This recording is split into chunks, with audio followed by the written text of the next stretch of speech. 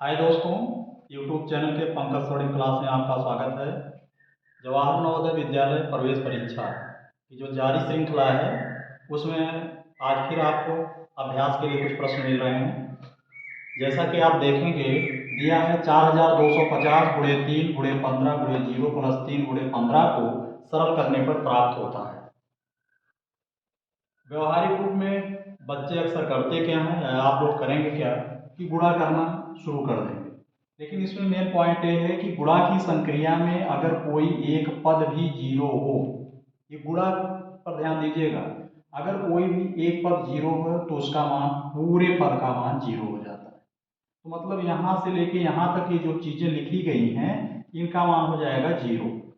Plus 3 गुणे 15, तो 15 दिया 45। तो इसका जो है तीसरा ऑप्शन अपना सही है। तो इसमें जो बेसिक चीज थी कि गुणा की संक्रिया में अगर कोई पद जीरो है तो वह जीरो हो जाता है। तो 45 अपना उत्तर देखेंगे। एक पुरानी मेज कुछ मूल्य देकर खरीदी गई तथा उसकी मरम्मत पर रुपया 150 व्यय किए गए। फिर उसे 20% लाभ लेकर रुपया 1620 में बेचा गया। मेज का क्रय मूल्य ज्ञात कीजिए। इसमें आप क्रय मूल्य x मान लीजिए, जितने में खरीदे, फिर 150 रुपया आपने खर्च किया तो लागत हो जाएगी x प्लस 150। अब इस पर उसने 20% का लाभ लिया, मतलब ये लागत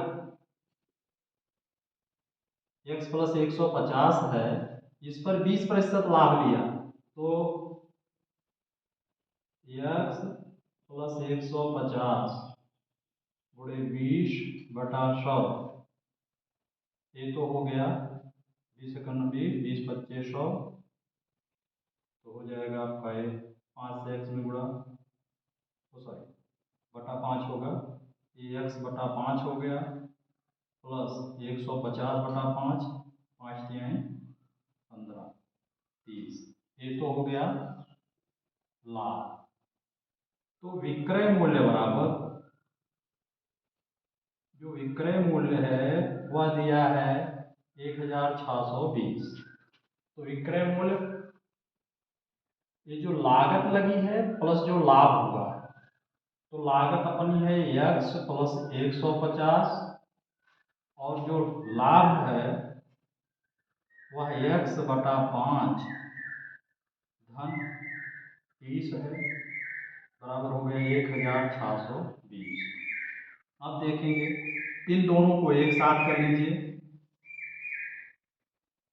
5 से x में गुणा 5x और 1x, 6x बटे 5 बराबर 150 में आप 30 जोड़ लीजिए, 180 हो गया, 1620 माइनस 180, तो 6x बराबर 10, ये जीरो हो गया, 12 में से 8 निकल गया 4, 5 में से 1 निकल गया 4 और ये हो गया 1, और ये जो 5 है इसका फिर ये गुणा हो जाएगा, गुणे 5, तो x बराबर 1440 गुणे 5 बटे 6, तो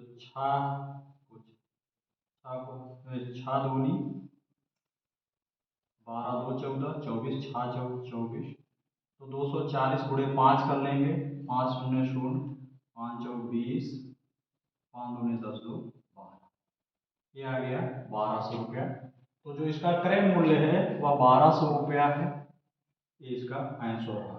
तो देखेंगे कि जो थोड़ा सा कठिन सवाल होंगे वो टाइम लेंगे, तो आप आसान सवालों से टाइम बचा करके तब जा करके कठिन सवाल में जूझिएगा। कठिन का मतलब ये नहीं हुआ कठिन है वो, उसमें कंडीशन थोड़ी सी होती है, थोड़ा सा का समय लेगा, तो ये सावधानी बरतेंगे। चलिए देखते हैं अगले सवाल को। देखेंगे बहुत ही आसान सवाल दिया है, 2 गुणे 0.2 गुणे 0.02 गुणे 0.002 का गुणनफल है। तो क्या करेंगे, 2 दूनी 4, 4 दूनी 8, 8 दूनी 16 कर दीजिए।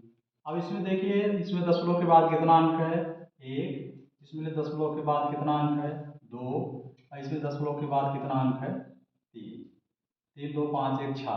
अब इधर से आप चलेंगे और 6 अंक के बाद दशमलव लगाएंगे, तो 1 2 3 4 5 6, यहाँ आपने लगा दिया 0.000001 इस हिसाब से अपना तीसरा ऑप्शन सही है।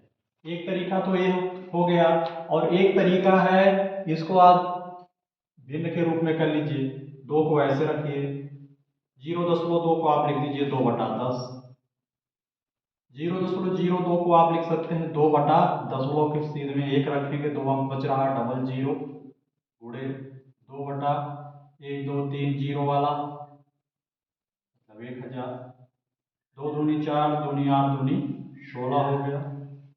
गुणा करेंगे तो 1 1 2 3 4 5 6, 1 2 3 4 5 6।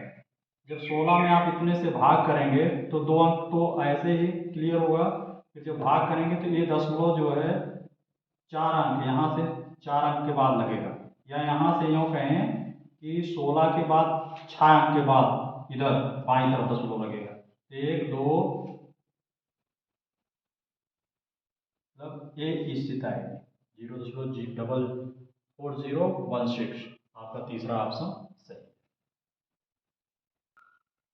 दिया गया है। 1 किलोग्राम का 125% बराबर है, तो आप जो है 1 किलोग्राम को पहले ग्राम में बदलिए। आपको पता है कि 1 किलोग्राम बराबर होता है 1000 ग्राम, तो 1000 गुणे 125/100 कर दीजिए।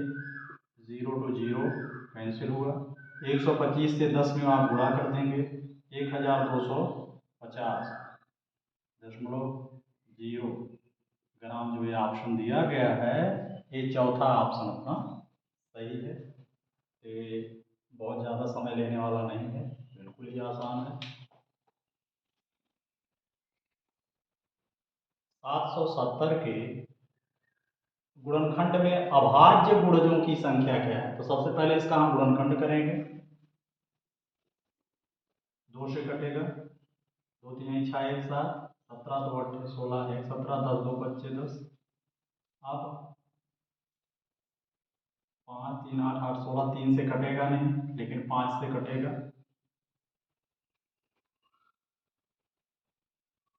5 सत्ते 35, 3 38 35, 5 सत्ते 35। अभी 7 से कटेगा, और लास्ट में जा करके 11 से कटेगा। तो अगर इसके गुणजों को देखेंगे तो 1 2 है, 5 है, 7 है और 11 है, ये 4 इसके अभाज्य गुणज हैं। तो तीसरे का मतलब यही 4 एक संख्या, और 2 संख्या, 3 संख्या, 4 संख्या। और आपको पता है कि अभाज्य संख्याएं वो संख्याएं होती हैं जो खुद से व एक से कटे, एक को छोड़ करके। जब आप बढ़ते हैं, जो संख्या खुद से व एक से कटती है वह संख्या अभाज्य संख्या होती है। तो 2 खुद से कटेगी और किसी से नहीं कटेगी, वही स्थिति 5 पर है, वही स्थिति 7 पर, वही स्थिति 11 पर है। तो इस तरह से 4 अभाज्य गुणज इसमें मिलेंगे। तीसरा विकल्प सही है। बहुत इंपॉर्टेंट सवाल है, देखेंगे, खूब कंफ्यूज करने वाला सवाल है। 33.3, 33.333, 33.033 तथा 33.33 का आरोही क्रम है। तो ऐसे प्रश्नों में वो तो क्लियर हो गया मौखिक रूप से कि दूसरा ही है, लेकिन आप करेंगे कैसे? सबसे पहले सबका दशमलव के बाद के अंकों का की स्थिति सही कर लिया करिए। जैसे पहला है 33.3, इसको आप 33.300 लिख दो। दूसरा है 33.333। तीसरे पर चलिए 33.033। फिर है 33.330। अब हम आपसे कह रहे हैं आरोही क्रम। आरोही क्रम माने पहले सबसे छोटा, फिर उससे बड़ा, बाद में सबसे बड़ा, क्रमशः आप लिखते जाते हैं। इसमें तो शुरुआत में देखिए सब 33 इधर बात, ये छोड़ दीजिए। अब यहीं पर दशमलव के बाद वाले अंकों पर विचार करिए। 300 बड़ा है सबसे कि 333 की 33 फिर 330, 033 मतलब ये 33 है। तो कहने का मतलब 033 वाला पद पहले लिखेंगे। उसके बाद जिस ये तीन तीन लिख करके डबल जीरो, ये वाला 300 हो गया। फिर 330 होगा, फिर 333 होगा। मतलब पहले 33, फिर 300, फिर 330, फिर 333। तो ये छोटा, ये उससे बड़ा, ये उससे बड़ा, ये सबसे बड़ा। अक्सर बच्चे इसी में कंफ्यूज हो जाते हैं, लेकिन आपकी समस्या का समाधान यही है कि सबका स्थान समान कर लीजिए जीरो लगा के। जहाँ जहाँ तक समान ऐसे आप चेक कर लीजिए। उसके बाद आपको पूरी संख्या ध्यान में होगी ही, 300, 333, 33, 330। कौन इसमें छोटा है, कौन उससे बड़ा है, कौन उससे बड़ा है, कौन सबसे बड़ा है, इस क्रम को देखते हुए आप विकल्प इसी में से चुन लें। दिया गया है किसी आयत की लंबाई उसकी चौड़ाई का 5/3 भाग है। यदि आयत का परिमाप 80 मीटर है तो आयत का क्षेत्रफल ज्ञात कीजिए। तो चौड़ाई का 5/3 भाग लंबाई है, तो हमने मान लिया चौड़ाई x, तो लंबाई हो जाएगी 5/3x। परिमाप बराबर होता है 2 गुणे लंबाई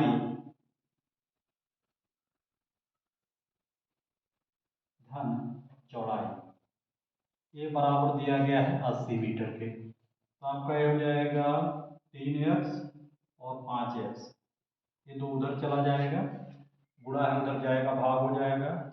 तो आपका यहाँ हो गया 5x प्लस 3 से x में गुणा 3x बटे 3 बराबर, ये गुणा है तो 80 के नीचे चला जाएगा, तो 40 हो गया।